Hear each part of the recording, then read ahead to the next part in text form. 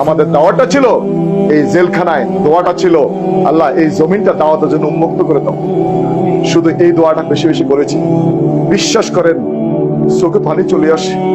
এখন যত জনের কাছে দাওয়াত দিচ্ছি, যত জায়গায় যাচ্ছি, প্রত্যেক আমাদেরকে জড়ো করে দিচ্ছে।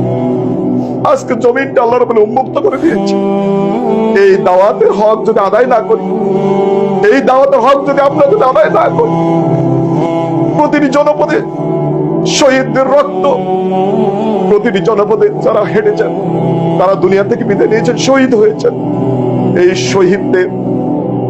শহীদদের আমানত ইসলামী আন্দোলনের জন্য দাওয়াতের ময়দান যে আজকে উন্মুক্ত হয়েছে, এই উন্মুক্ত ময়দানে যদি আমরা দাওয়াত না দিতে পারি, তাহলে যারা শহীদ হয়েছেন তারা কাল কিয়ামতের দিন আদালত আখিরাতে আমাদের বিরুদ্ধে মামলা দিতে পারে।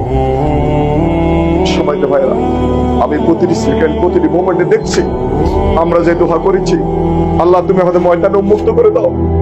এই দাওয়াতের ময়দানে আজকে এমন একটি জনপদ, এমন একটি ইঞ্চি মাটি নেই যেখানে আমাদের বিরোধিতা করবে। প্রত্যেক মানুষ বলতেছে আমরা ইসলামী আন্দোলনের সাথে আছি, জামাত ইসলামের সাথে আছি, আমরা দাড়িপাল্লার পক্ষে আছি। ঠিক না ভাই? ঠিক ভাই বলেন।